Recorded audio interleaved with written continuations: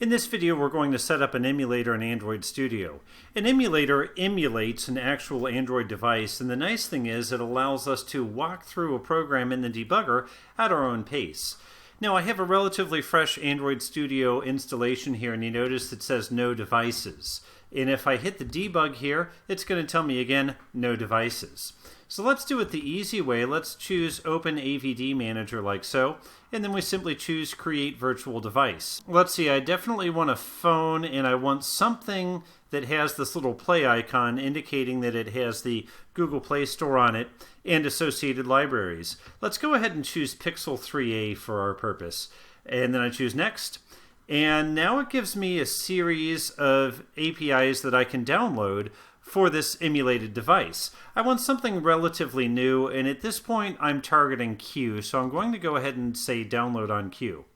This can occasionally take some time because you notice it's a large file, 1.1 gigabyte, and as a matter of fact the AVD itself will take a bit of space on your hard drive, so just be aware of that. Make sure you have several gigabytes of free space for each emulator that you create. And it's a good idea to create multiple emulators for two reasons. One, it lets you test on different screen densities, different environmental variables, and the like. And number two, I have found that emulators can be a little bit flaky from time to time for certain things, like broadcast receivers, receiving a power on, power off notification. So I like to try with multiple emulators.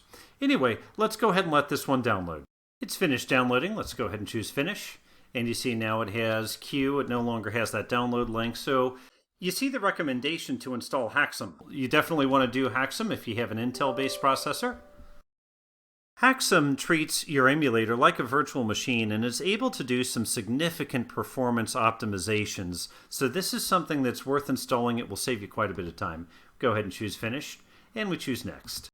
You may have noticed that the warning was still there that indicated that HAXM's not installed. So I went back in this setup configuration and then forward again, and you see I now have a new recommendation. It says VT-X is disabled in BIOS. Since it's a BIOS change, I'll need to record it when I restart my computer, which I'll do in just a moment. But trust me, it's well worth it. Let's go ahead and choose Next. And a few things that we can choose here. First of all, show advanced settings. I like to go into here because you can look at certain things like the camera. So emulated webcam for front or for back, we say virtual scene emulated or webcam 0. Many times I will leave it like this.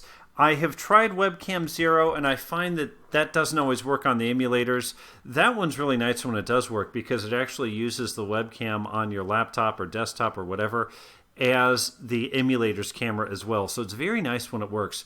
For what it's worth, I found it works better when I do have HAXM installed. Not sure if that's coincidental or not, but I found it does work better. Network, you can do any kind of latency and the like. Boot options, quick boot and cold boot. These are kind of handy. So cold boot is essentially starts you from powering up brand new, fresh, where quick boot is able to save a state when you close the emulator and then reopen to that state the next time you start the emulator. That can save quite a bit of time in starting up the emulator. In the old days of Android development, it could easily take 10-15 minutes for an emulator to start. Nowadays, it's quite a bit faster because of a lot of these optimizations. Internal storage and SD card, how much space do you want to give for those? Here again, the emulators do take up quite a bit of disk space, so be cautious here. These settings are pretty good, about 2 gigs for internal storage and 512 megabyte for SD card. So I'm happy with what I have so far, and I'm going to go ahead and choose Finish. And now we have our emulator set up. So go ahead and choose the X out of here, and you notice that it no longer says no emulators, it now has Pixel 3a. Since I did choose HAXM, if I try to debug now, it's going to tell me that I've not yet enabled the VT-X in my BIOS. That's going to require that I restart my computer, so I'll go ahead and do that now. Now let's enable virtualization. I'm going to press the power key and quickly hit the escape key. This is an HP computer, and that's how we get into the BIOS. So you notice that it gives me some BIOS options, and the one that I want is F10. Now I urge caution here because this is how your computer is configured, so be very careful on what you're changing here. I'm going to go to virtualization technology, and I'm going to choose Enable, and then I'm going to choose F10 again to save and exit. and save changes, and then the computer starts up as it normally does. Now I've made the BIOS change and restarted my computer. I have the application open. Let's see what happens when I choose the debug. You notice it doesn't give me the warning anymore. Instead, it goes to a build step.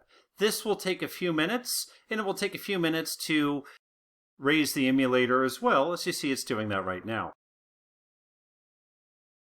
Now the emulator is started, and now if you look at the bottom here, you see it's installing our application, and now it's launching the activity.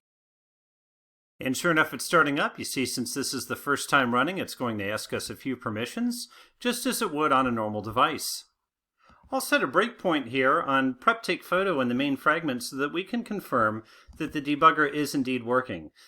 As soon as I press the photo button, I expect this line here that's kind of a pink fuchsia color to turn blue to indicate that the debugger's waiting for me. So I click the photo button. You see, sure enough, it turns blue. Now this is where it's a good idea to get familiar with some of these debugging keyboard shortcuts. So step over, or in other words, execute the current line, is F8.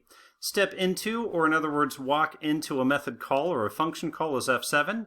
And then resume, or in other words, I'm all finished debugging, is F9. I'm on a method call now, so I'm going to choose F7. And you notice it takes us into this prep take photo, and then I can walk as I normally would using F8, F8, or F9 to go ahead and continue. But at this point, I have an emulator up and running, and I can debug through my program, and I can learn the program at my own pace. Now the feature that I pulled up was taking a photo, and what's interesting is that you can see how the emulator works with the photo. So normally an Alt key and then mouse will let you kind of pan around like a 360-degree view. So see, here's a dog. We'll go ahead and take a picture of the dog. Choose the checkbox for OK. And that's a common look and feel for that emulated camera. You usually see something in this view like that dog or that window or something. I set one more breakpoint here on activity result, because what I wanted to show in the debugger is you can look at parameter variables like request code, result code, and data, and take a look at Android Studio. It shows you those values right here in line when you're stepping through, which is why I say using the debugger is the best way to learn a program that you didn't write. So I hope this video has been helpful, and I look forward to reading your comments. Thank you.